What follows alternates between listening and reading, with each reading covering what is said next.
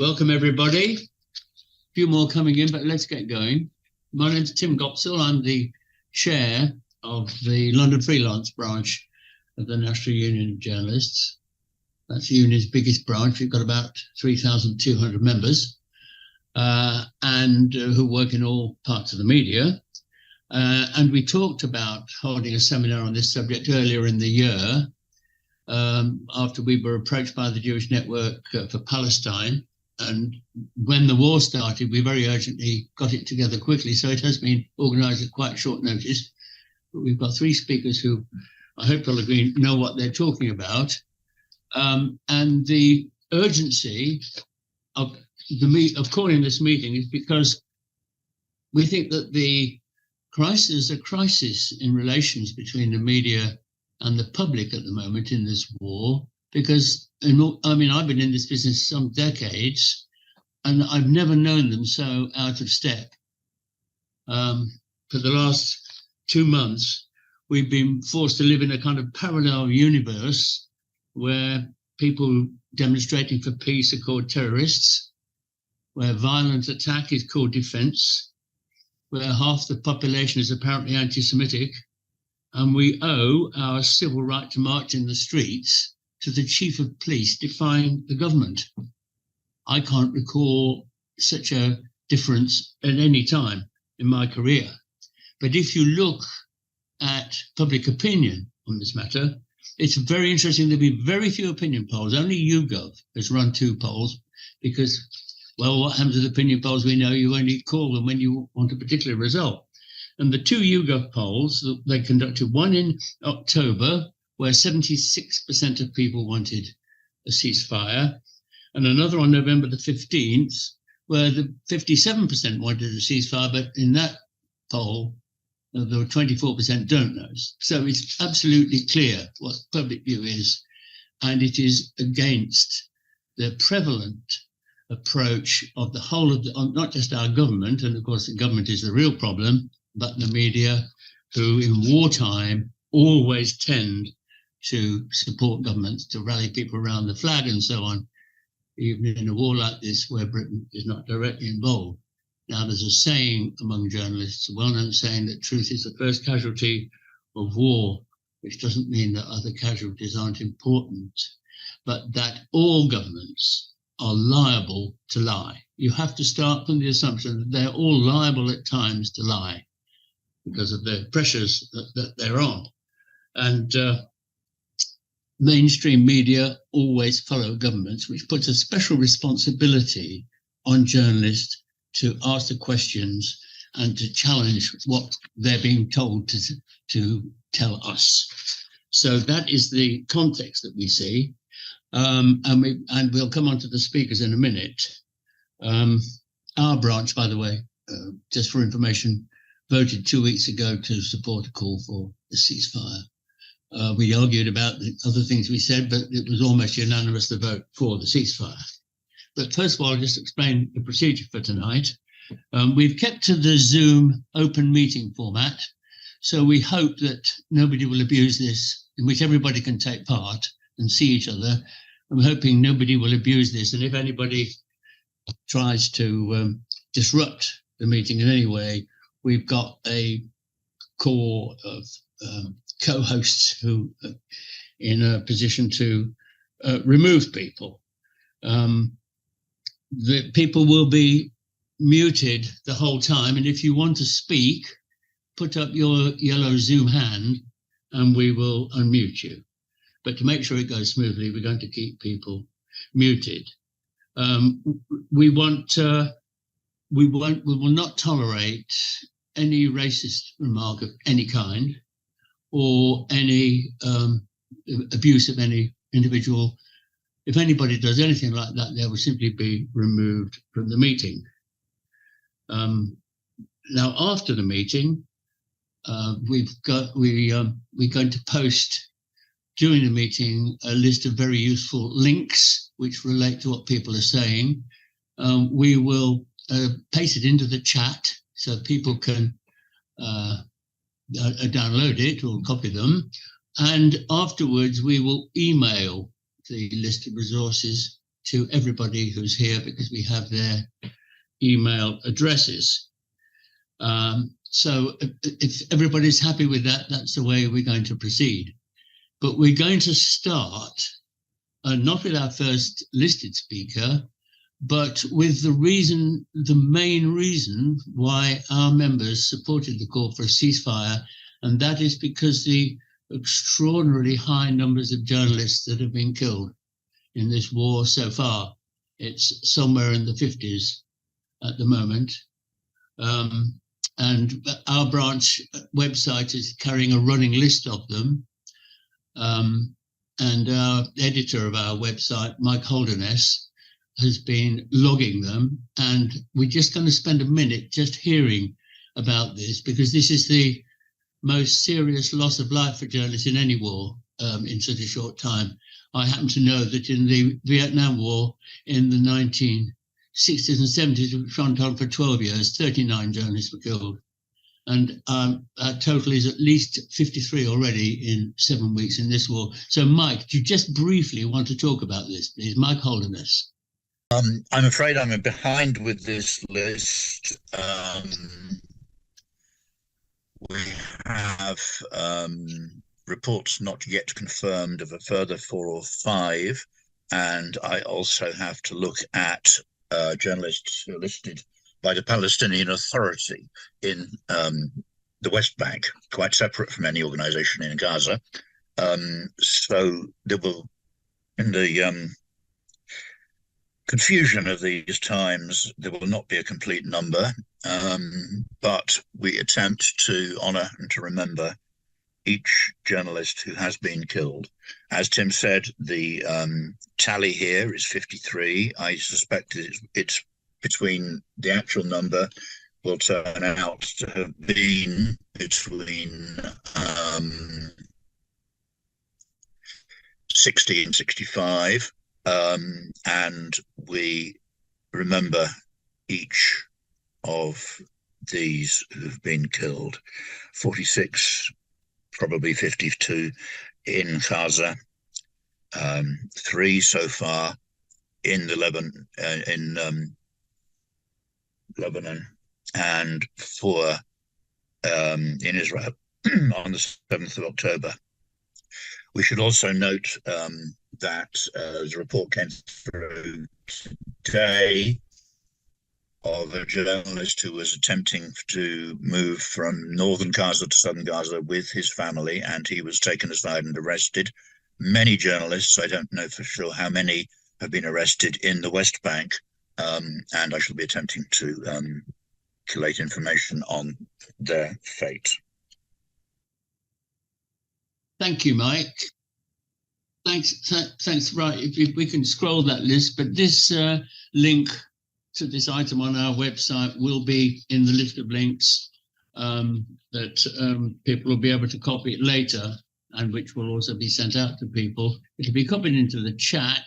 And just to remind you that the chat is functioning, but there's no DMing in the chat. All messages will go to everybody, so nobody can send any abusive messages or anything to anybody. So, right, we can now start. Our first speaker is Naomi Wimborne-Idrissi, who is an NUJ-Life member and worked for 20 years as a correspondent for Reuters, including as bureau chief for Reuters in Amsterdam and Lagos. Is Jewish herself and active in Jewish protests against the war. So, Naomi. Okay. Hello, everybody, and thank you. I suppose thank you for that chilling list. I was going to mention the horrendous death toll among media workers in the course of my talk, but I no longer need to. So thank you for keeping that tally and keeping a surprise. I wanted to start with a little anecdote, actually.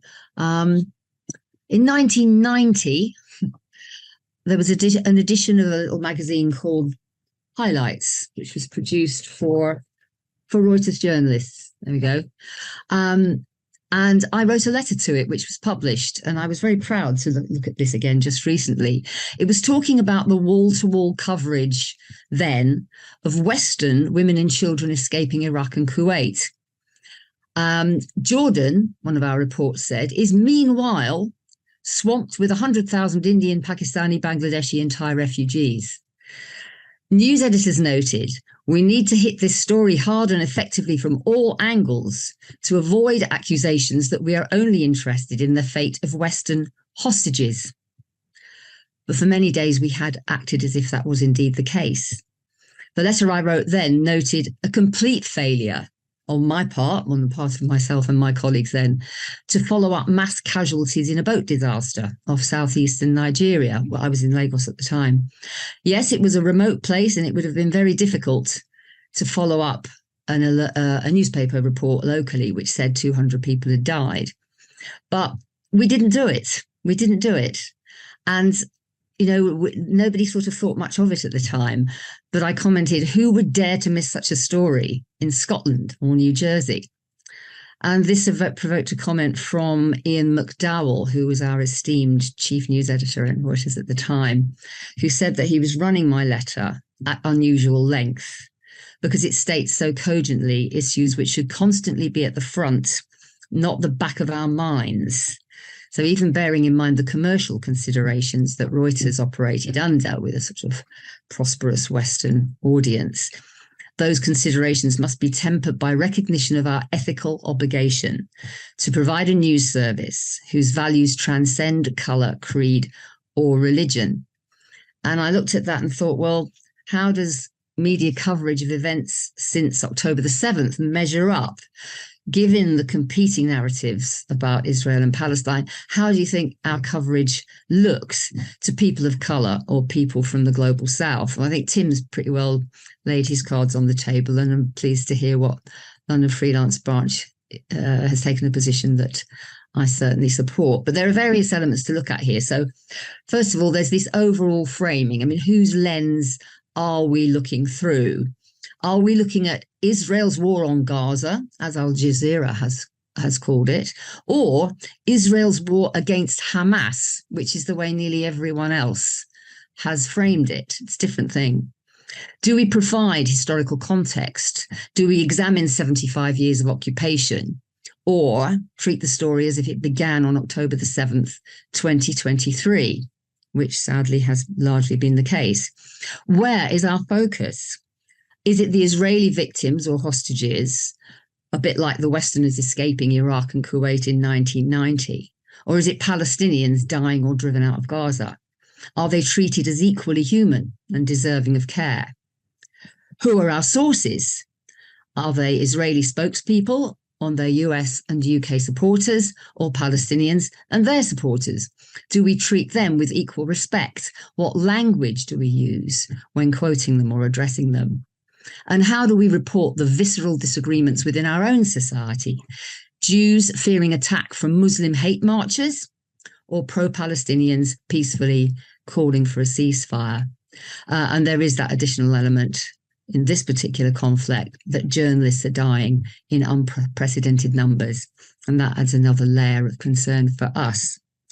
I hope I'm not going to be treading on Tim's toes here, but I thought I'd use as a useful starting point for the body of what I'm going to say, a letter written to Al Jazeera by 8 BBC journalists who wanted to express their concern about the BBC's coverage of this whole issue, but didn't dare address it to the BBC because they said that they thought they would get short shrift from BBC executives and might actually put their employment at risk.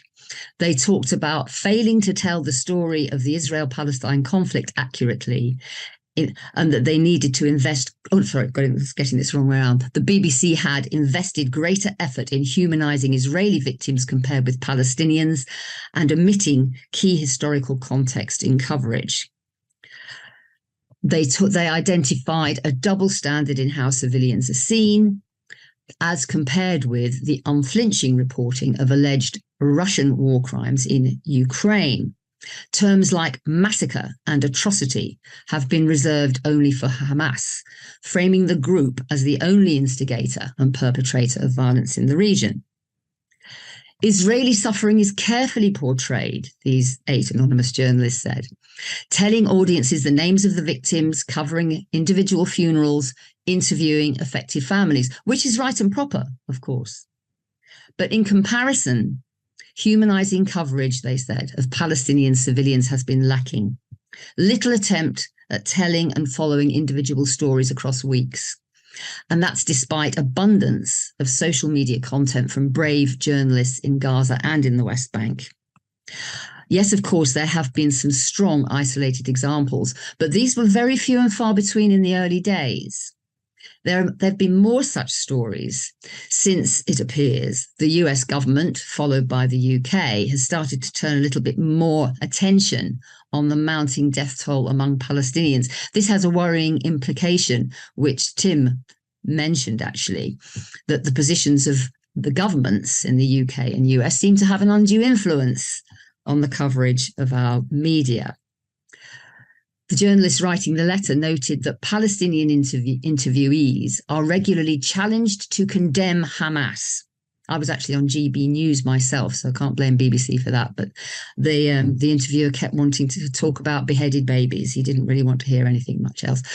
Anyway, so guests on programs who defend Israel's actions are far less likely to be asked to respond to the numerous human rights organizations and legal experts who say Israel is committing war crimes, collective punishment, ethnic cleansing, and even genocide.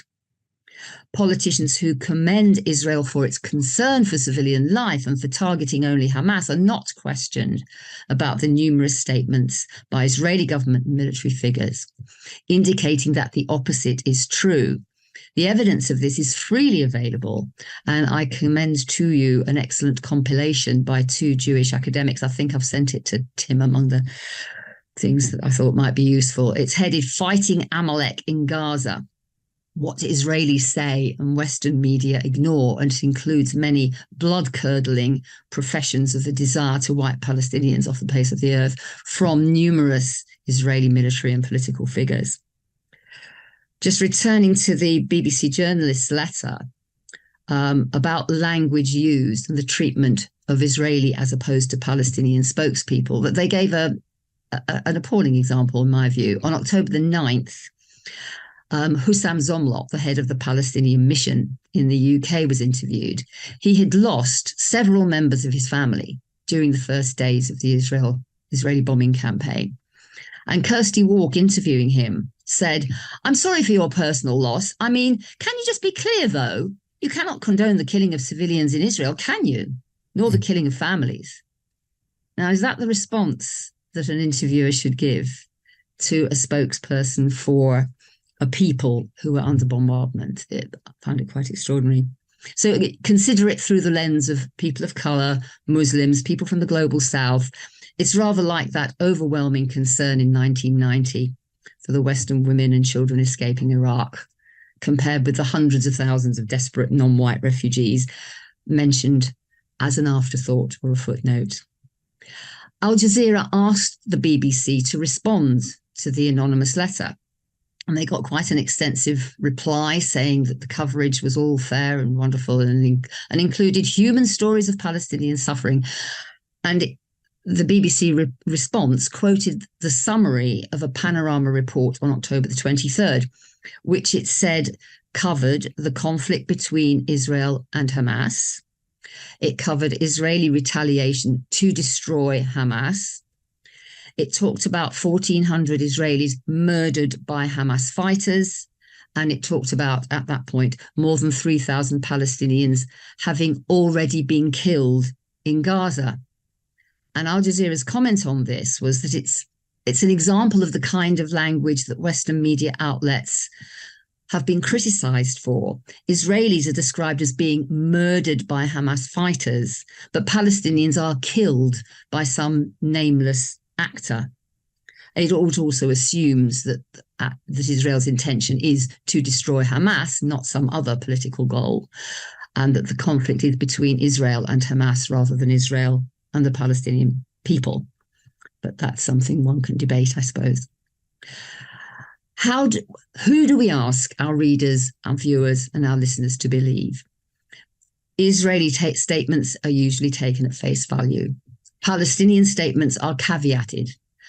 For example, according to the Gaza Ministry of Health, run by Hamas, which is designated a terrorist organization in many Western countries. How often have you heard that in a news bulletin? Why not, when talking to an Israeli spokesman, say, according to a spokesman for the Israeli government, which contains a number of far-right ethno-nationalists on record as wishing to clear Palestinians from the entire land of Eretz Israel. Now, you might say, if that's ridiculous, and I'm not sure that it is, why is it acceptable to apply that sort of caveat to supporters of Palestine? Of course, it's not only the BBC. I'm sure people want to talk about other examples that they're aware of. Most of our media has been guilty of telling the story through a Western pro-Israel lens, despite a few fine examples of powerful reporting and investigation, humanizing and contextualizing the Palestinian other. There was a wonderful Channel 4 piece on West Bank villages being terrorized. And the BBC, yes, the BBC did scrutinize IDF claims to have proved that Hamas was occupying Al-Shifa Hospital in order to justify the hundreds and hundreds of people who were killed there. Finally, I want to turn to the domestic scene.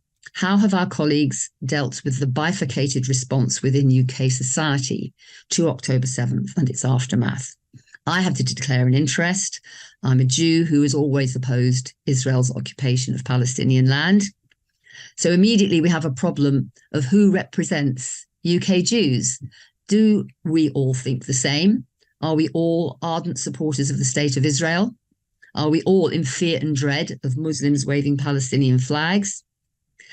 Too many media stories seem to be motivated by a desire to showcase Jewish people who see free Palestine as a threat to their safety, to highlight opposing views among Jews and Muslims, to interpret outrage at mass deaths in Gaza as an expression of anti-Semitism. Now, we need to be clear, anti-Semitism is a huge danger, as is Islamophobia and every other form of bigotry. Responsible media need to be sensitive to the risk of inflaming tensions and giving encouragement to the far right, who we saw in action on Armistice Day. There have been large Jewish anti-Zionist protests recently, and they've gone largely unremarked. I have seen articles topped with pictures clearly showing Jewish banners among a sea of Palestinian flags, with no mention of them in the text below. Jews, Muslims, and others wishing to express views about Israel and Palestine deserve to be subjected to the same scrutiny that I've discussed with respect to Palestine and Israel, Palestinian and Israeli spokespeople. The tendency to assume, for example, without question, that the campaign against anti-Semitism, so-called, is the voice of British Jewry is highly questionable, and I'm happy to explain in more detail about that if required. There's such a lot more that could be said about this. I suspect I've used up my allotted time. So I'll leave it at that and hope that we can have a fruitful discussion on how we can achieve some semblance of fairness in reporting on these issues from now on. Thanks. Thank you very much, Naomi. People will have a chance to ask questions and debate these questions. We've scheduled half an hour of this towards the end of the meeting. But I think everybody knows what the British media are like, especially people who work in them, and nobody in a wartime would have expectations of the commercial and national corporate media taking a very critical line. But we do think differently about the BBC. The BBC is supposed to be different for two reasons. Firstly, because it's a public institution financed by the public. It's not a government station, but sometimes it behaves like one. And as someone said earlier, the way the BBC reports any major event is crucially important, not just in Britain, but around the world. So our next speaker is Tim Llewellyn, who is a former BBC Middle East correspondent in Beirut from 1976 to 1980, 1987 to 1992, who's got experience of reporting Middle East wars for the BBC. So, Tim, let's hear from you. Okay, well, thank you very much, Tim, and to the NUJ for organizing this. Naomi, of course, she shot a lot of my foxes, but what I hope I can do with some illustrations is show how the tricks that the Israelis play, the lies they tell, how they're put across, and the vulnerability, I think, of the media, not always a malign media, but the BBC, I think, has done better in this crisis. I have to say that in the last 6 months or so, and I've written about this in Electronic Intifada and on Middle East Eye, I think overall the BBC's reporting and backgrounding of this crisis has improved dramatically. And having said that, it had a hell of a long way to go. Anybody who knows what I've been writing for the last 20 years will be aware that I've been a strong critic of the way the BBC has not so much misreported, but misdirected the reporting and the handling of the Israel-Palestine story. And I'm afraid that there are elements of that that still go on. But I think that some of the BBC reporting, the backgrounding, the balancing, the change in language has begun to emerge, but it's not enough. And I think the best way we can look at this in detail is to hear a couple of clips that we should have. I think the best thing, they're quite short, and I think if we can play them in, the first is an interview with Mishal Hussain of the Today program, talking to a very sharp and experienced Palestinian analyst in Ramallah called Nur Odeh. And the second, which follows on from that, is a short introduction to a program that went out only a few days ago. Perhaps if you could play those two clips in now, we can talk about them. Been seen before on the boundary of Gaza. What do you think of what Hamas did that day? For the Israeli government, but I really want your listeners to know that there are a lot of Israelis who share this perspective, that this story didn't start on Saturday, that the failings of the Israeli government led to this attack, which was audacious and unprecedented and extremely violent. But it didn't start that way on Saturday. Wrong. Can you say it was wrong? Well, why do I have to explain myself to you? Why do I have to be on trial because I'm Palestinian? Why do I need to justify to you why, as a Palestinian, I feel that the occupation is at the core because it's daily violence? I don't think that is appropriate. I don't understand why this question is obsessively repeated to Palestinians, including those in Gaza, by the way, who are under bombardment.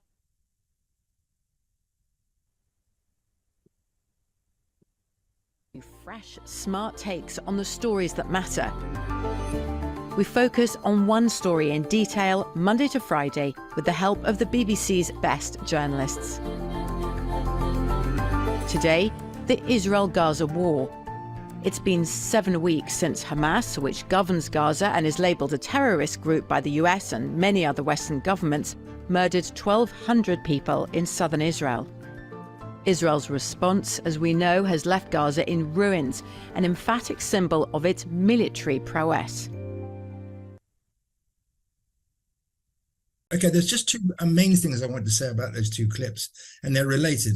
In the first clip, we can hear this old saw, which was being constantly repeated and still crops up occasionally, which is in which a Palestinian, or perhaps a more neutral observer, say from the United Nations or somewhere like that, is asked to condemn what Hamas did on October the 7th.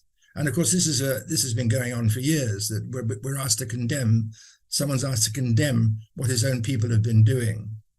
I don't think it's any business of the BBC to ask people who are not either priests or politicians to condemn anything. The BBC's job is to find out what happened and to ask questions about why it happened, and not to go into this terrible moralizing, especially as this moralizing is directed always at the Palestinian end of the scale. It's always directed at Palestinians. I have not ever heard an Israeli commentator or activist being asked to condemn the bombings of Gaza or the constant, widespread violations of human life in the occupied territories and even inside Israel and beyond. It's a completely one-sided affair. And it shows to me that one of the problems that we have inside the BBC and inside the media in general is not so much, well, not always a political one, but it's a human one, and it's one about perceptions. And there is, of course, this underlying question of people like us and people who aren't like us. And you'll notice that in a lot of the reporting now about October the 7th, it's quite common for the reporter, as they did in that second clip, to talk about the murders on October the 7th. The savagery is often coming up, savage and savagery, slaughter. This goes back a long way, this kind of language being applied to Palestinians, but never being applied to the other side. Naomi referred to that, this old factitious method by which Palestinians somehow mysteriously die or are killed, but Palestinians actively kill Israelis. And the other thing I wanted to bring up in this context was the first proper broadcast I heard about this October the 7th military breakout by Hamas was the BBC on The World at One, The World This Weekend, where the presenter immediately introduced the whole business by saying that the October the 7th, when he was asking so many questions, that this unprovoked attack, he said, on October the 7th. So we were all there together knowing that this was an unprovoked mission to break out of Gaza by Hamas. These perceptions, these underlying perceptions, I think, to be fair to the BBC, under great pressure, have been eradicated to some extent. There have been a lot of programs that have explained, that have gone back way before October the 7th to the recent history of Gaza since the siege began in 2007, back further to the beginning of the occupation, and even further to what Gaza was before 1948 and what it became in 1948. I think we have to give credit where credit is due. But the fact that still now, though things have improved, the second clip you heard was only broadcast on Sunday, the machine sort of goes back to normal. We suddenly have a bland introduction of a program looking at the background of the Gaza story with the word just sliding in there, murder. This is something that shows that there's a kind of atavistic element in the way Western journalists, even in the BBC, which I think has learned a lot, they slip back into this mode. And waiting in the wings all the time are the Israelis and their many voluble supporters here, who I think we should probably hear a bit more about later on. That's very broadly my reference to those two clips. Let's play in the last. Now, this is another element in which the BBC isn't playing fair. Let's have this third video clip, please, Alistair. The Israeli military has been contacted for comment, and they have said that they are investigating.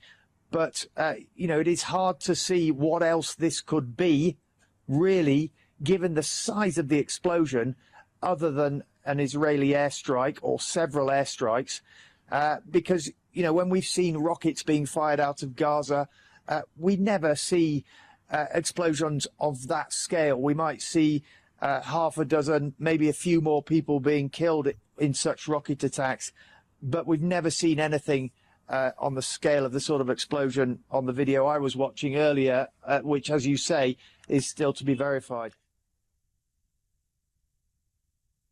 Well, there you are now. We know what happened to poor John. The BBC immediately dumped on him, and on the say-so of Israeli evidence, and what would, of course, be pro-Israeli evidence from the United States, the BBC hung John Donaldson out to dry, and it's been denying the verisimilitude of that story ever since. Point one, we still don't know for sure whether it was a Hamas rocket or an Israeli shell or airplane missile that hit that hospital, the Al-Ahli hospital. Evidence today from the doctor, Hassan Abu Sita, who was in the hospital at the time, he believes it was an Israeli missile and it could not have been a Hamas rocket. Anyway, the argument goes on. But the BBC hastened to punish Donaldson and to say that his report wasn't true. Now, I think Donaldson's report was absolutely fine. And I say that as a journalist who tried to stick to BBC rules throughout the 20 or 30 years I was employed by them. He says at the end of that clip, if you recall, that it hasn't been verified yet. What he's doing is he's working on the basis of the evidence that he has. Now, let's just think about this for a minute. He was an experienced reporter who's worked a lot in Israel and Palestine. He was judging what he saw in the context of a massive, continuing genocidal barrage by a sophisticated air force and army on a solid built-up area of mostly civilian, helpless civilians. It was duly caveated, and I just want you all to think about, so now I'd say John Donaldson had been in Kiev, and say there'd been a massive Russian attack on Ukraine, and in the middle of it all, a hospital had been hit. And John Donaldson had reported back to the BBC that a Russian missile had hit the hospital, shock horror. They would have been weeping and wailing and moaning, and his report would have run and run and run. If, however, later on, it did transpire that the Ukraine had actually fired a missile which fell short on its own hospital, can you imagine that he would have been punished or excoriated or held out to dry, or even that the BBC would have bothered to mention it, except in some sort of backhanded way later on down a bulletin late at night? I think we all know the answer to that. So I think what's happened is that the Israelis realized after the first sort of phase of this crisis, let's say after a week or so, they realized that even the BBC was beginning to wake up, that there were some good interviews, some cracking interviews, holding Israeli spokesmen's feet to the fire. There were good programs. Ghada was on one of them. Ghada Karmi, who we'll hear from next, was on a very thoughtful program chaired by Michal Hussein, which involved Jeremy Bowen and somebody else. It's gone out of my mind now.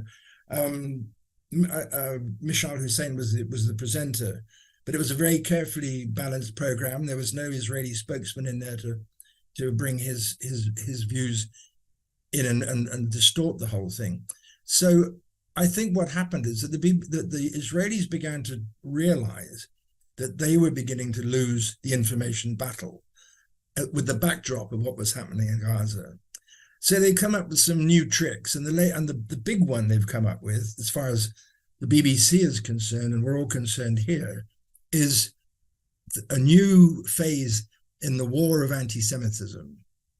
And this was an answer both to the story on the ground in Israel-Palestine and what was happening here and capturing so much British attention, even the BBC's attention, with the massive marches, which were peaceful, benign, and in favor totally of the Palestinian position, and included many people who would not normally be on such marches, and included, of course, many Jews who supported Palestine. The only response to this for the Israelis could be to try to paint everybody involved in those marches, or anybody who opposed Israel, as an anti-Semite. And they've succeeded to some extent. I don't know how they've succeeded with the public, but certainly in capturing the media's attention. This, for instance, let's take from the river to the sea. That slogan, that chant has been around forever. And it's a perfectly legitimate piece of stated political will. From the river to the sea, everyone shall be free. Jews, Arabs, Israelis, everybody included. It's only now that suddenly that the Israeli lobby, such impartial sources as the Campaign Against Anti-Semitism and the Board of Deputies, have suddenly decided that Jews, once again, like they were under Corbyn, are in danger of their lives. Britain is a terribly dangerous place to live in, and it's time to dig out this old anti-Semitic weapon, this bludgeon. It is working to a certain extent. I think I'm beginning to run out of time. Have I run out of time? You're muted, Tim. I can't hear you. Thanks for reminding me. Yes. You know, as a journalist, I actually worked for the BBC sometime in the last century. A thing that really distresses me is some BBC reporters and presenters that have been mentioned so far, who are such fine journalists and are being forced into this straitjacket of reporting in this very one-sided way. Watching Jeremy Bowen struggling to tell the truth is actually quite painful, I find, because he is a very honest reporter. They've got Lucy Williamson from Paris and Ashkelon trailing around with the IDF. They've got Katya Adler, we heard in that clip, who is a really, really good journalist. And Kirsty Walk on Newsnight. If people like that can be pushed around in this kind of way, I think it's very serious. Incidentally, in the list of links that we're sending out to people, there are interesting articles on the Al-Ahli hospital, for instance, and other things that Tim referred to. On the Al-Ahli, there is a very good report by a little-known British organisation called Forensic Architecture, based at Goldsmiths College, which we're sending you the link, which is extremely interesting. I won't say any more than that now, but we're going on to our third speaker. Thanks for that, Tim. Our third speaker is going to talk about options for writing about the future. Everybody is talking or mentioning the day after. We hear about the day after. Well, it's rather good at the moment that it appears there might actually be a day after. And what will happen politically then. All the speculation is based on the two-state solution, which a lot of people think is impossible. At any rate, Ghada Karmi, the Palestinian writer and journalist, is an expert on this. And perhaps, Ghada, if you can give us some of the alternatives, then we can talk about it later. Okay, thank you very much. And I'm really grateful to all the speakers who preceded me. They put across the case so well. And before I talk about the day after, can I just make a point which I think is really important, which is to do with the framing of this situation. It's important to remember and understand that when you've got a false framing, that inevitably leads to misreporting, either honestly misreporting or deliberately misreporting. And what I mean by this is by the false framing is that the whole issue of Israel-Palestine has been framed as something which it is not. In truth, the reality is that Israel is a settler state which was imposed on the Arab world. And from the moment it was imposed on the Arab world, the Western states who helped it to come into being supported it, armed it to the teeth, and have continued to support Israel ever since. This super-armed settler state is faced by a small people, the Palestinian people, who don't have any friends in high places. That is the reality. Yet it's not presented like that, as you know. It's presented as a kind of a sort of semi-equivalent between the two sides. So you've got the Israelis on one side, and you've got the Palestinians on the other. You've got a Palestinian quasi-state with the government and so on. And you've got now the equivalence between the Israeli army and Hamas. I mean, Hamas, at most by an Israeli calculation, has about 30,000 fighters. The Israeli army, with its reservists, is at least 300,000 people. These are not equivalent. So if you actually present them as equivalent, it's not a surprise that all the stuff we're hearing is affected by all this, is influenced by this. Okay, so what about, where is all this going? Where is all this going? Well, I'll be honest with you, I honestly don't know. And I'll tell you why I don't know. I don't know because something extraordinary has happened. Since October 7th, we've witnessed the virtual destruction of international law, insofar as Israel understands it, and the destruction of humanitarian law, humanitarian norms. It's so shocking, it is so unprecedented that we cannot assume we cannot rely on the old assumptions. So when we talk about the day after or the so-called end of the conflict, we don't know what that means.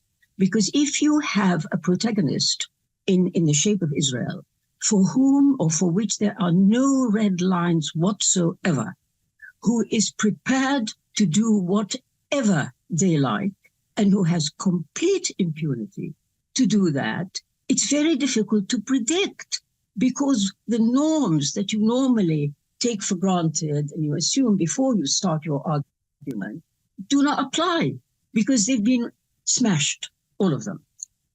Nevertheless, let me just say a few words about that. If Israel is left to its own devices unhindered, the day after would consist for Israel of the expulsion of the Palestinians of Gaza into Egypt and the expulsion of the Palestinians of the West Bank into Jordan. That would be the ideal situation for Israel. Now, that's very unlikely to happen. And so what we've now got is not only an Israel which is out of control and is allowed to be out of control on one side, but you've also got an international community led by the United States and with Western states in tow, which makes a number of assumptions about the Palestinians as follows. First of all, that Hamas must go. That is not a Palestinian demand. The estimates, we estimate that the support for Hamas amongst the people of Gaza is about nearly 80% at least. And there's a lot of support for Hamas on the West Bank. There's a lot of support for Hamas amongst Palestinians in general. So we are not agreed as Palestinians that Hamas must go. That's one Western condition. Secondly, that the Palestinian Authority should, in some shape or form, take over the governorship of Gaza. That is not agreed with any Palestinian. Thirdly, that whatever happens, Israel has to have oversight of all these processes. So actually, as if October the 7th had never happened. And of course, finally, the thing that Tim asked me to talk about, which is the two-state solution. Now, that is the refuge of the West when asked, where is all this going? And the two-state solution pops up. The two-state solution is a corpse and should not be exhumed from time to time, as is happening now. There are good reasons why I say this. First of all, the two-state solution, which enjoys an international consensus, by the way, is logistically impossible. If you look at the map, you will see that the land which is supposed to act as the Palestinian state is pockmarked with Israeli settlements everywhere. So people who talk about the two-state solution, unless they are prepared to give assurances that Israel will remove all those settlements, thus releasing land to become the Palestinian state, really cannot refer to it at all, because it's logistically impossible. Now, nobody is prepared to pressure Israel to do any of that, and Israel is not moving any of its settlements. Secondly, Israel is not in agreement. It does not want a two-state solution. That's be very, very clear. Thirdly, the two-state solution hasn't happened to date, despite the international consensus, despite the number of times that it is cited and quoted as the ideal answer. Why did the Palestinians accept the two-state solution? It's not difficult to understand. They have nothing. So a part of their own homeland, independently theirs, was something at least was better than nothing. That's what explains the support amongst Palestinians for the two-state solution. And finally, and you know most potently about the two-state solution, why it endures like this, why it keeps popping up, is because it's a kind of a drug. Because if you take it, you are a Western government, you take this drug, you can be seen to be somehow even-handed, that you support the continuation and the maintenance of Israel, and at the same time you want to give the Palestinians something. The fact that it's a fifth of their original homeland, well, there we are. That's something that we're offering the Palestinians. That is a very comforting thought for Western leaders who don't do anything whatsoever to try and make it happen, but can be seen to be somehow trying to do something. That is the real reason why the two-state solution keeps hanging around. Well, what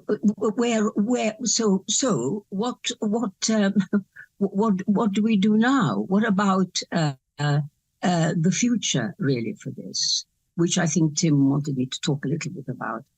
The two-state solution, I honestly think, must be reburied, because it's a non-starter. It's quite clear for all the reasons I've given. So what else do we have? What are we going to do?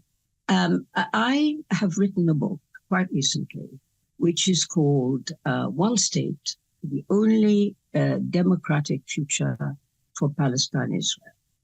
And the reason I wrote that book is to explain that there is no end point to this dreadful tragedy in Israel-Palestine beyond the sharing of the land. We need to be clear, there is no solution as such for this terrible thing that has happened. Because if you go back to what I said at the beginning, the way it arose, the way it created, was something which makes it very difficult to resolve. When you have something imposed on a region against that region's will, and at the expense of the people who live in that region, it is no wonder that it's very, very difficult to resolve. So we need to recognize that first.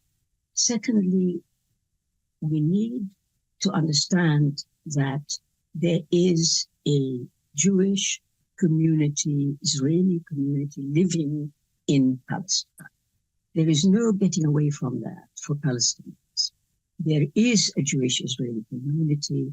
There are Palestinians. Now, if you accept that Palestinians have the right to have a state, to live in a state, And the Palestinians I'm talking about are not only the ones between the river and the sea, they are also the 5 to 6 million Palestinian refugees living in camps who also have a right to live in their homeland. And Palestinians like me who are in exile, we all have the right to live in our homeland. Well, how are you going to do that? How are you going to accommodate all of that? It's very clear to me there is only one way, that the territory, what is now called Israel, which includes the occupied territories, has to become a state which is a democracy and which has equal rights for its citizens. And those citizens have to be the Jewish Israelis who live there now and the Palestinians wherever they might be. Because the only reason that Palestinians are outside that homeland is because of the creation of the State of Israel. So in trying to look at what seems the only reasonable, humane, just, and practical endpoint, that's why I believe it has to be a one state. You know, I just want to say in my concluding remarks, I'd really had hoped that with what happened on October the 7th and the cataclysm that it has caused, you can see it's upended all the old assumptions, all the old ideas, all the old propositions for how we go forward, what Palestinians will have to put up with, you know, what we feel for Israel. All this business has been upended as witnessed the massive amount of popular support for the Palestinians all over the world. That is meaningful. It means something. And I had begun to hope that maybe this cataclysm would start a question in the minds of those who support Israel. The question being, for Western states, for Western powers, was it a good idea to actually create and then support a hegemonic state in a region which is undeveloped and where we have actually quasi-states? Very many of the Arab states are quasi-states. They're not full states because of recent imperialism and so on. But so the question, therefore, the thing I was looking forward to was that this question would suddenly strike these Western politicians. They would ask themselves, is this actually cost effective? Is it good for us to continue supporting a state which has caused so much regional instability, so much damage, which has brought crises to the fore frequently, and we now face a massive crisis? I don't know if Iran will be drawn in. Other powers will be drawn in. I don't know what will happen, and I'm suggesting neither do you. But what we do know is that the existence of a state like Israel, and I'm not talking about the Israeli people, I'm talking about the state structure.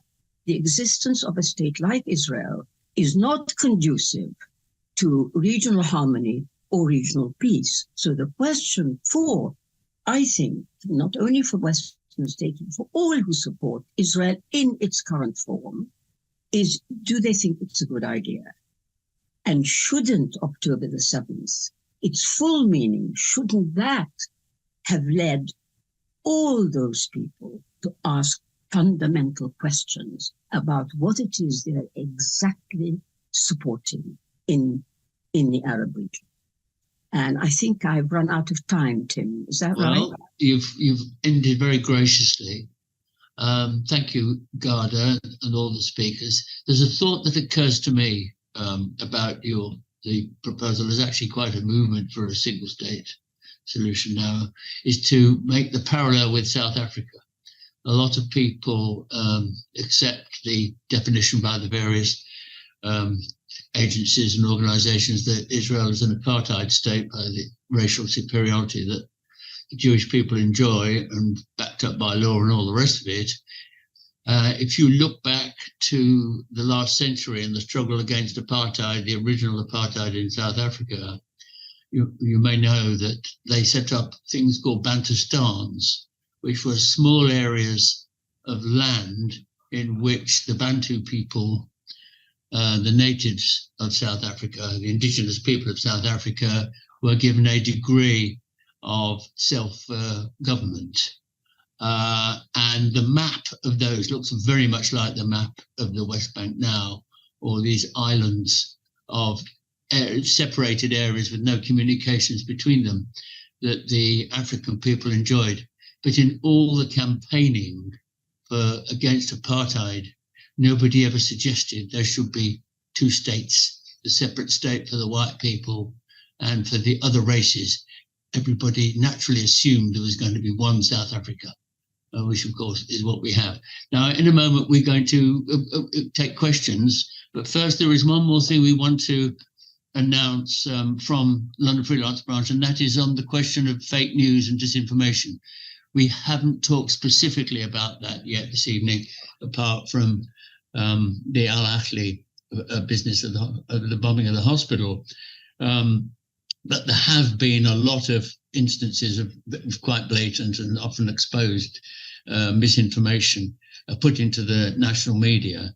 And our branch has written to the Union's Ethics Council, which is the body in the NUJ responsible for the implementation and following of professional standards by our members, and asked them to investigate some of these cases. Now, obviously, this is a big thing, and what the Ethics Council will do is pick one story and look into that and then produce a report on what they thought of the reporting of it. We invited the chair of the Ethics Council, Chris Frost, to speak tonight, but he couldn't make it. But our branch member, Mariam El-Sayeh, is a member of the Ethics Council and the person who's proposed this. So briefly, Mariam, if you could just tell us what the Ethics Council is going to do about misreporting of Gaza.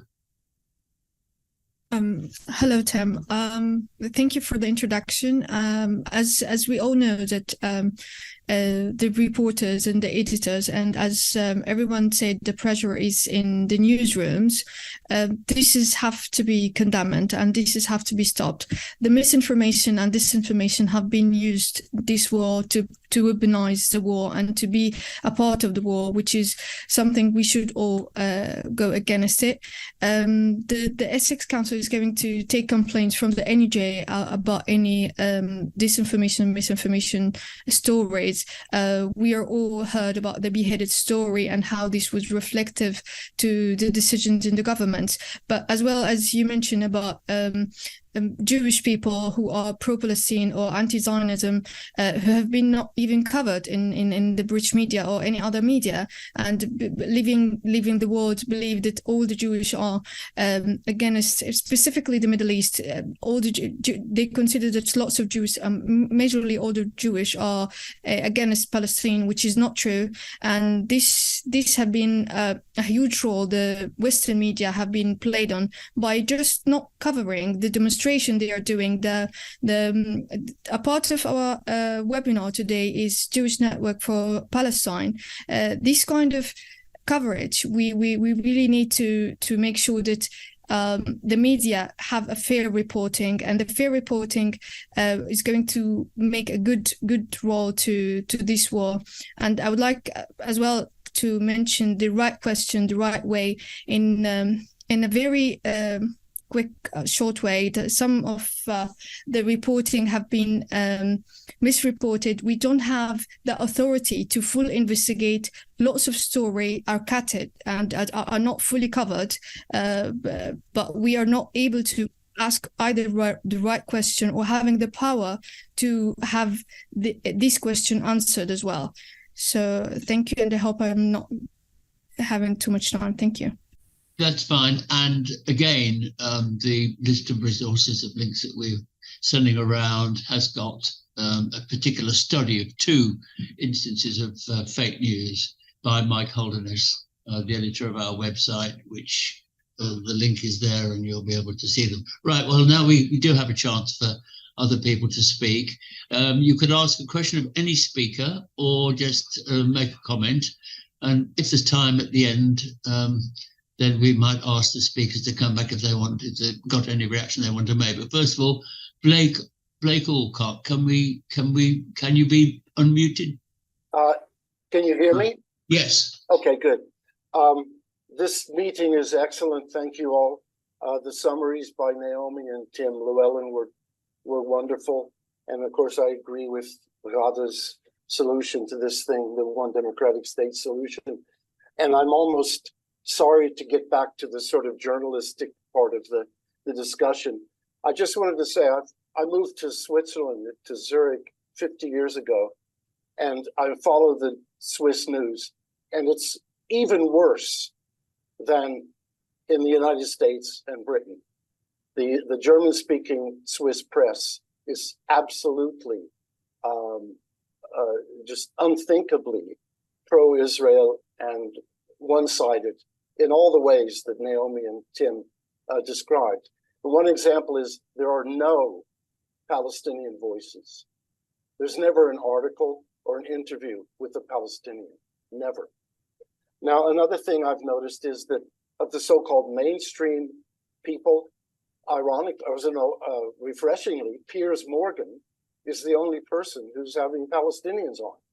So he might mistreat them and talk over them, and he's had Norman Finkelstein. I mean, if there's one place to go for a little bit of even-sidedness, it would be to Piers. Another thing I wanted to ask is, never, ever does anybody mention Hamas's attacks on Israeli military. And, it's always this attack was evidently they were all civilians, And I think that an attack on Israeli military is actually justified, but it's never mentioned. And the other thing Blake, people are queuing up to speak now. If we could ask people to just restrain their remarks to a minute or two. Okay, good. I'll try to talk fast. There's also this nonsense that Hamas wants to kill all Jews or all Jews in Israel. And it's just incredible what the media gets away with. Yeah, I guess that's about all I wanted to say. Okay. Bad news from Switzerland.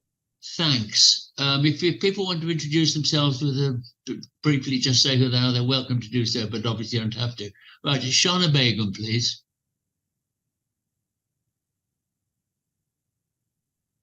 Can you be unmuted? Hello, can you hear me? Yep. Oh, great. Yeah, just want to say thank you so much for an excellent lecture this evening. And my point, there's loads I could make, but I'm going to stick to one point. And the one point I'm going to make is, in terms of the framing of this whole conflict and what we've seen, that in itself is problematic. But I'm stepping back and looking at it from a lens a bit further back and looking at what does freedom of speech actually mean, and what does it actually, looking at the way the media are following what the government sort of are doing, and how it doesn't seem as if they are being actually very journalistic, but almost like a propaganda machine.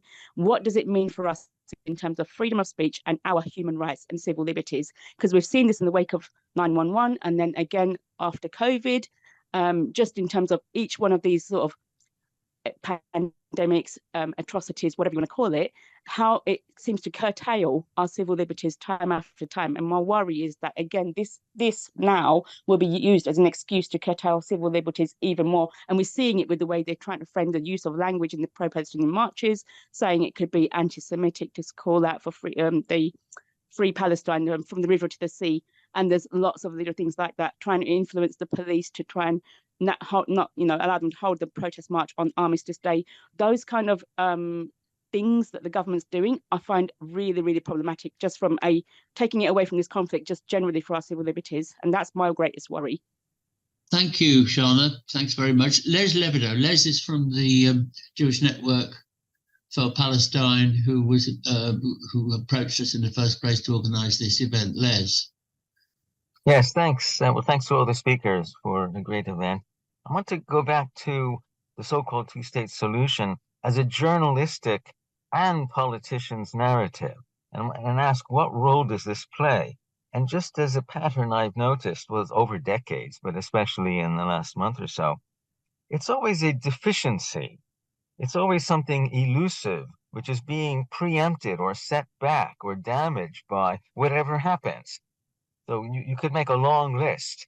I mean, and for all these events that have happened, you could just as well call it the ongoing Nakba, right? Or extending Zionist settler colonial attacks. But instead, we hear, all these set back the two-state solution as this enormous absence. So I'm wondering whether this narrative, we might call it, serves a strategic purpose in sanitizing the Zionist colonization and the Western collusion with it. So take that as a question. Okay, we will ask the speakers to think about that and come back with an answer at the end. I'm sorry that I missed Simon Chapman to speak before you. Simon is a member of the NUJ National Executive. Simon. Hi, thanks. I'm also, even more relevant, a member of the NUJ's Ethics Council. I do have to clarify what we agreed at the quite recent Ethics Council, which was only last week, wasn't it? Yes. We didn't accept the whole motion in full because we think from LFB, because, I mean, in part of it is beyond our remit and way beyond our resources. I mean, obviously there's a lot to investigate in the media coverage of what's happened. We accepted the second part, collaborating with like-minded organisations. I mean, we're often happy to liaise with like-minded organisations, but the first part we haven't accepted in full. What the chair, because I've got the transcript, I recorded as saying, he says, as far as the investigation is concerned, whilst we would pursue any specific investigation about a member, an NUJ member that is, who's accused of something, it can't be a widespread investigation into the entire reporting misinformation and disinformation that may have gone on.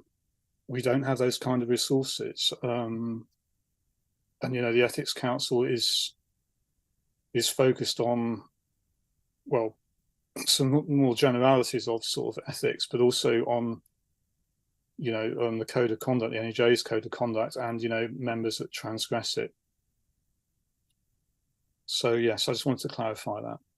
Thanks, Simon. I think we appreciate that, which is why I did say that we expect the Ethics Council to concentrate on one particular issue rather than the whole scope of coverage in general. But thanks for that. Maureen Purcell. Hello, yes, this is actually Peter Cheng speaking. So I'm the chair of the local PSC branch. So we're organising a campaign group, and what I'd like to know from people who know a lot more about the workings of the BBC is we wish to write complaints to the BBC. And so how would it be best to frame the complaints about this issue? What are the buttons that we should be pressing in order to be taken seriously, rather than just writing general complaints? So what are the key phrases, key words that would actually get some attention from editors if it was actually passed up to them? Thank you. Well, the BBC does have a procedure which you can find out about online, I'm sure. And there's phone numbers you can call, and you submit complaints, and it does deal with them in a very bureaucratic way. So, I mean, it's not difficult to do that. Yes, but I mean, the website will tell you some. Perhaps if you put your but it's not just how to do it. It's what should the framing be? Yes. Well, I'm suggesting that if perhaps you put your email in the chat, Tim Llewellyn or somebody might, if we can ask someone to reply to, I miss your name. I only see Maureen's. Yes, Peter Cheng. Yeah, I'll put yes, yeah. If you put your email in the chat, and we'll see if some BBC person here picks it up and can help you. Okay, thanks very much. Incidentally, it hasn't come up yet, but there have been a lot of trouble in the BBC about this coverage. There have been a couple of stories in national papers about the distress that BBC journalists and others have been put under, not just because of the upsetting nature of the work that they're having to do, but also because of the straitjacket of the line they have to follow. And some members went to the extraordinary length last week, 8 members, employees of the BBC, wrote a long 2,000-word complaint about what the work they were having to do and sent it to Al Jazeera, which is, I suppose, a rival 24-hour news coverage of the war. But that's not being published, and they don't want it to be published at the moment. And obviously they fear for they're all anonymous. So but we've been concerned about this and tried to raise it. But of course, everybody wants to respect their anonymity because their jobs could be at risk. But there is a lot of discontent within the BBC about what we've been talking about. Mariam, you wanted to speak. Hi, Tim. I wanted to answer a question from Jamal Tamimi, who sent a question in the chat because he couldn't raise his hands. He's I'm going to summarize his question. He's kind of blaming the event that the British journalists are a bit biased and we are not taking further steps to stop these lies. This is what exactly the motion about misinformation and disinformation is talking about, that we are condemning lies, condemning disinformation. Either it's deliberated or it's a fake news, or it is not taking the good time to be fact-checked. We even mentioned technically that you cannot go and run for an exclusive before checking. Fact-checking in the wartime is very, very, very important. So I do believe that the media had lots of problem, but the NUJ and the British, which is a British biggest organization for the unions, are working hard to condemn this bias and working hard to receive complaints as well. From the BBC editors in the newsroom and from any other chapel or branch in the NUJ to complain about particular story. If you have particular story in your mind that you think it's biased and should be condemned, feel free to send it to us in the Committee London Freelance Branch or to the Essex Council, and we would be more than happy to add it to the studies it might have or whatever. We would never be able, of course, to contain all the misinformation and disinformation happening in the world. But if there is a particular story, we are more than happy to comment on it and condemn it. Thank you, Marianne. I think ask people to bear in mind that our resources for doing this is even less than the Ethics Council, so we're not going to be able to conduct anything on any scale. There's one more question in the chat I saw from Blake Alcott. Asking for a link to the Amalek statements. These are remarks, aren't they, from Netanyahu and Israeli leaders. I don't have any information on this, but perhaps if anybody else can pick it up from the... Can I jump in there? Yes, Naomi. It's one of the things I gave you in advance. Oh, or if I didn't, I'll send it to you immediately. I've got it here. Okay. Well, if Blake can put his email perhaps in the chat, then Naomi could send it to him. Are there any other questions? If not, I'd like to go back to the speakers. And the first, if any of the speakers want to answer Les's question, nobody is showing at the moment. Les, if Les Levito would like to just briefly summarize it in one sentence, Les, and then Ghada would like to answer.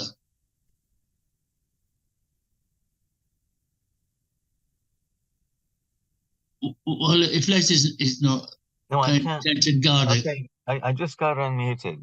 Yeah. Okay. Yes. Well, I'll in try one to. Sentence. I'll try.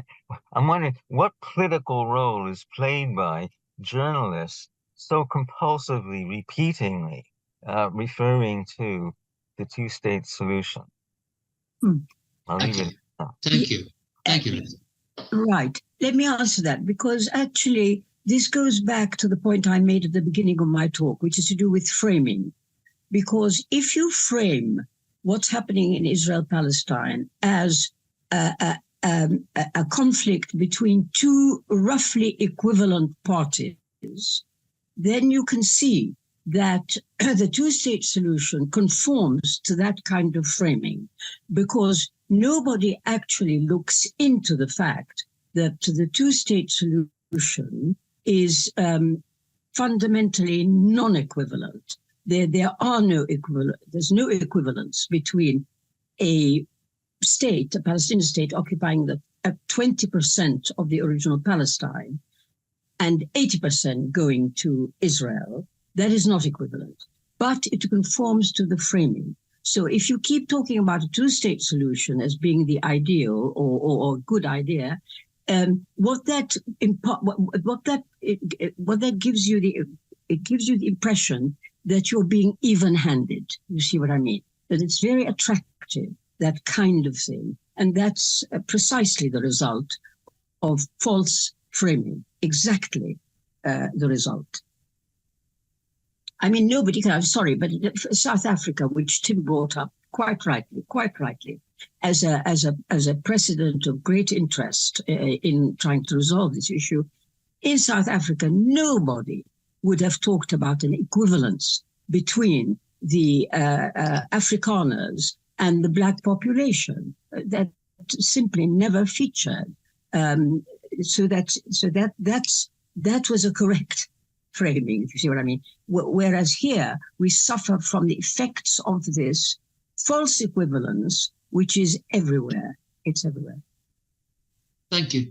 Tim Llewellyn, you wanted to come back. Yes, hello. I just wanted to say a couple of things. First of all, about the pressure on the BBC. As I said, I do think the BBC has improved, especially the reporting. I think more highly, I think, of Jeremy Bowen than perhaps Tim Gopsall does. I think he has struggled in the past to try and get the message across. I think he has succeeded to a great deal in the past few months, even going back to the assault on Jenin back in, I think, in July. But of course, the Israelis notice this. You know, they're very alert, and they bring to bear pressure which the BBC has to concede to, or chooses to concede to, for reasons which I think are pretty obvious.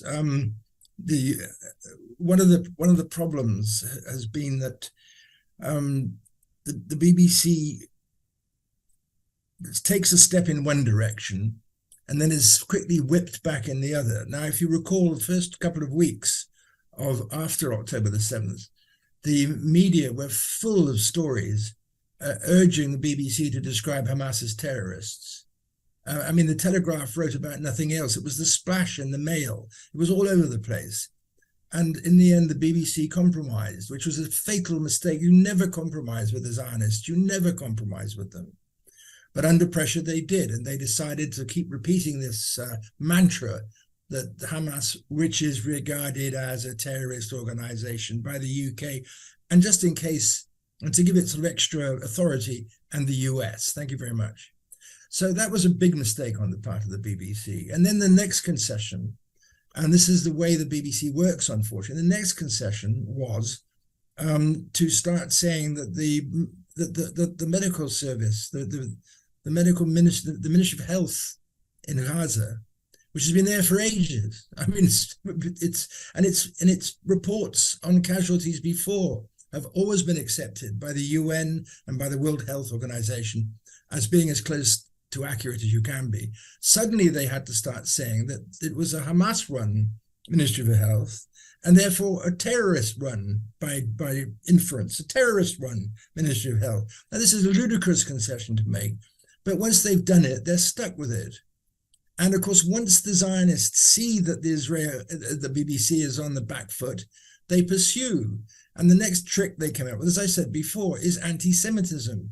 And the BBC's bought into that. And it's done a lot of reporting, saying, for instance, the slogan. It is ludicrous business about the slogan from the river to the sea being anti-Semitic, giving space to organizations like the Campaign Against Anti-Semitism, like UK Lawyers for Israel, like all these groups, they're myriad, not explaining who they are.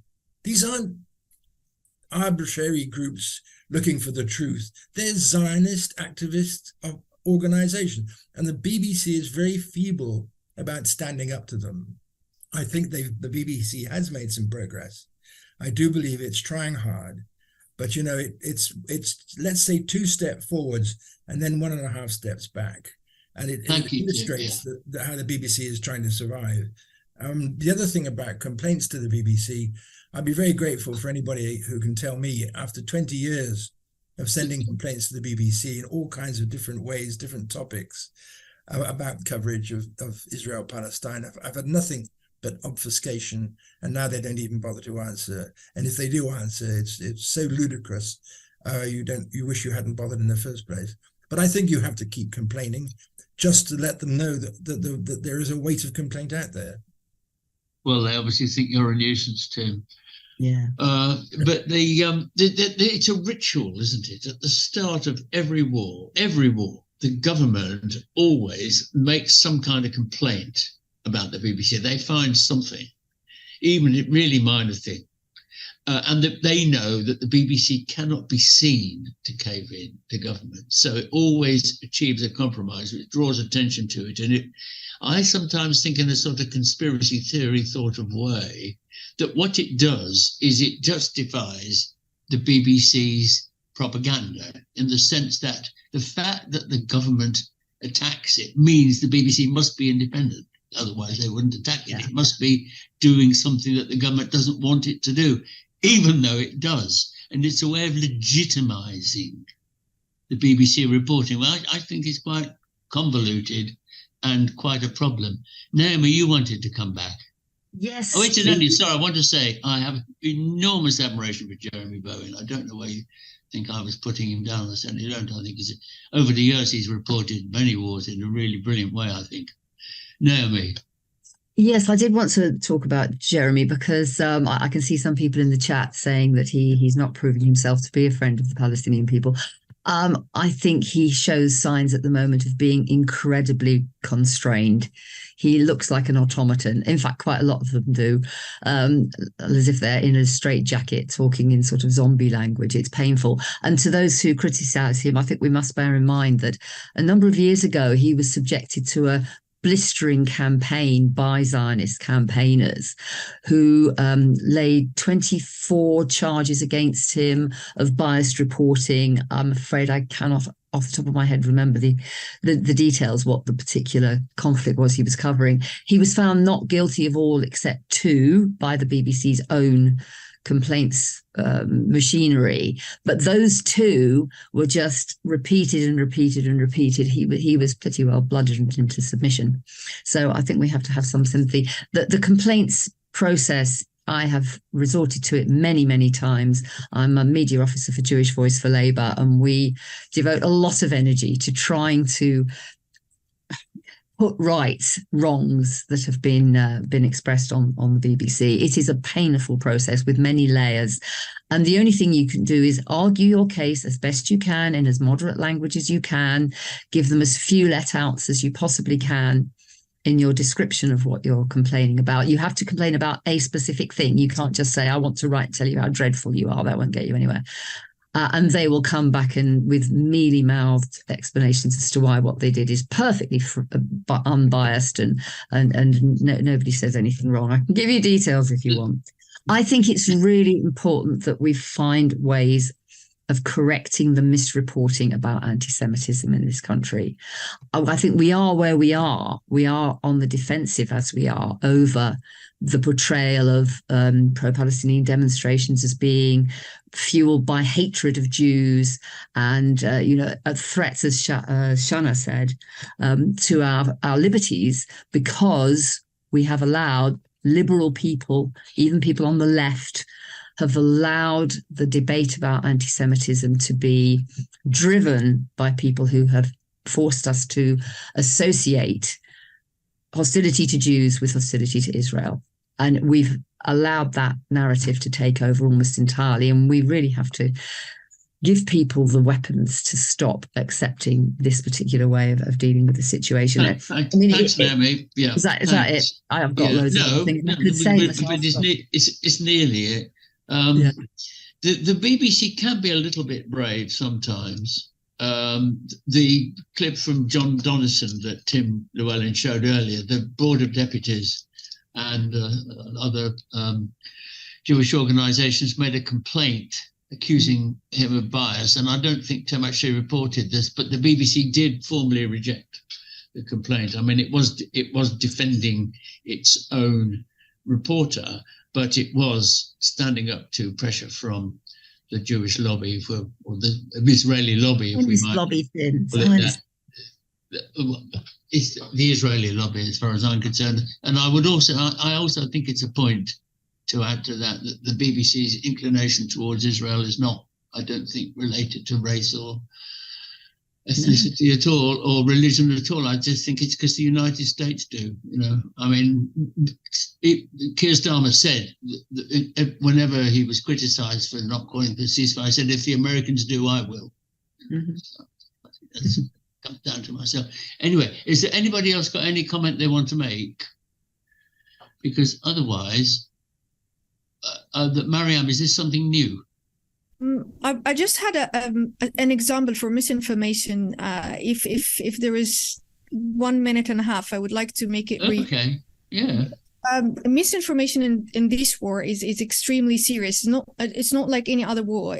We are talking about stories might lead to be very specific to genocidal acts as I'm trying to correct this.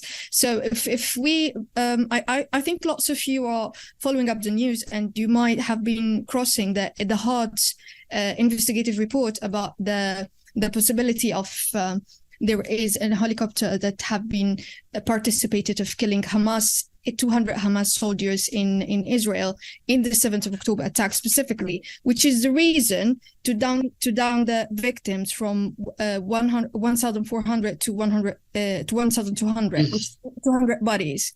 So if we just stopped here as professionals, as a journalist, and have the power to investigate with Israel and stop all of this war till we investigate this story and ask the right question, how those Hamas soldiers or attackers have been killed, and thanks, Mariam.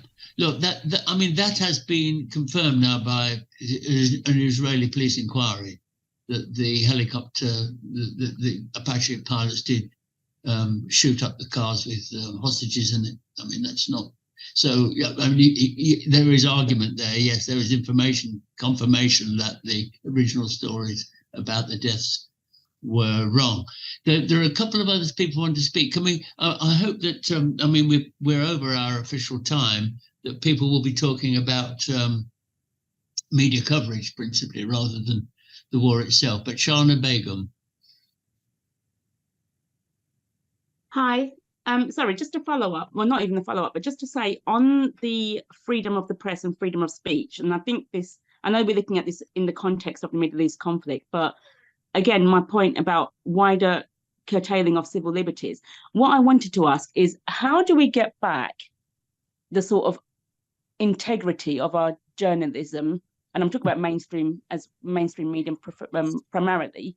When you look at sort of, is it linked to, and I don't know the answer to this, is it linked to sort of funding and who funds the media organizations, that they feel that they have a certain line to take, or what? Because I'm thinking, as a journalist, for example, if you get treated the way Jeremy Bowen and the other BBC chap, Jonathan Donaldson, is it Jonathan Donaldson, the other chap who reported how they come down on you so hard, and there's just a couple of examples, but there's lots of people in the press who have been sort of maligned for not towing the party line, if you like.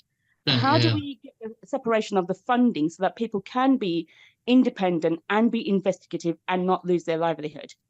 Thanks very much. Now that it's about the owners and journalists whose job depend their livelihood on their owners and editors, and it's a constant not a struggle, there's a constant interchange between journalists' desire to survive and exercise their professional skills and their owners and editors if they are at odds with them, to put it politely.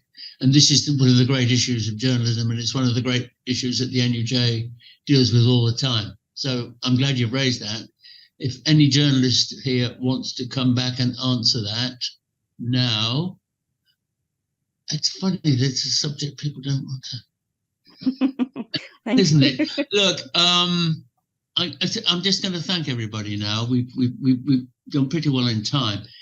There's lots of interesting stuff in the chat. I'm sure people have been following in answers to the questions about the Amalek speeches and all the other questions that have come up. I thank you everybody for being helpful and answering questions in the chat, and thank everybody for conducting a responsible and sober conversation. We have been a bit worried in advance that there might be some disruption from opponents of journalists or opponents of either side in the conflict, but it's gone extremely well. And yes, thanks everybody for staying, and thanks everybody for cooperating in such a sober way. So unless there's anything else that anybody urgently needs to say, then I'm going to end it. And that's thank you. Oh, Abe, you had your hand up before. Sorry, Abe Haim. Yes, I mean, just a couple of things. There's so many things wrong and totally wrong in the media. They didn't once mention that the Hamas charter has been altered and that Hamas 2017, has in fact agreed to the two-state solution. They've never mentioned any of this. The only thing they mention is Hamas has got to be got rid of. And when I was on LBC, I was saying, this is a genocide. And, so then Nick Ferrari said, well, what about Hamas? I said, what do you mean, what about Hamas? I said, they're a resistant movement. And he immediately said, oh, that's a red card, and cut me off. Or if you mention genocide, if you mention Hamas as a resistant, they just cut you off. They cannot conceive of anything else other than the narrative that Hamas has got to be rid of. And I think that gives Israel the complete free hand. It's actually worse than that, because Hamas is an elected government. That's what I keep saying, And it's the government of the whole of the Palestinian Authority area. Exactly. And elected in 2005, and there's never been an election since. Exactly. So it's actually one reason why not to call it terrorist is because it's actually a state actor. Yes, and it's a resistance movement. It's a resistance movement, yes. Anyway, sorry, Tim Llewellyn, a last word. Yeah, I just want to come back very quickly. I totally agree with what Abe's just said. One of the things I wanted to say earlier, but there is so much to say, is that I have seen nowhere, anywhere, especially on the BBC, any attempt to explain what Hamas really is, that it is a resistance movement, and more importantly, no attempt whatsoever to explain the relationship between the Palestinians of Gaza and Hamas. We are led to believe by inference, our inference or their implication, that somehow the people of Gaza are held hostage by these awful people called Hamas, and that they'd all really rather that they went away and they could all be live happily ever after under Mahmoud Abbas. That seems to be the sort of trend in explanation. We haven't had the questions answered properly or even asked properly, and that surely is at the center of this whole crisis. What is Hamas? Why is it? And how is it? How does it represent the Palestinian people of Gaza, and why is it there? Instead of which this word terrorist is just applied at will, and it's not good enough. And I think it's bad. That is bad, sloppy, careless, criminal journalism. Thank you, Tim. That is a good way to end the discussion. What happens now are two things. We're going to email everybody whose email address we've got with the list of links that we've talked about, and also the URL on YouTube because we are putting this on the London Freelance Branch YouTube channel. So in a couple of days, that will be up, and you can circulate that link if you wish. So that is the end of the meeting. Thank you very much indeed, everybody, for coming. Thank you.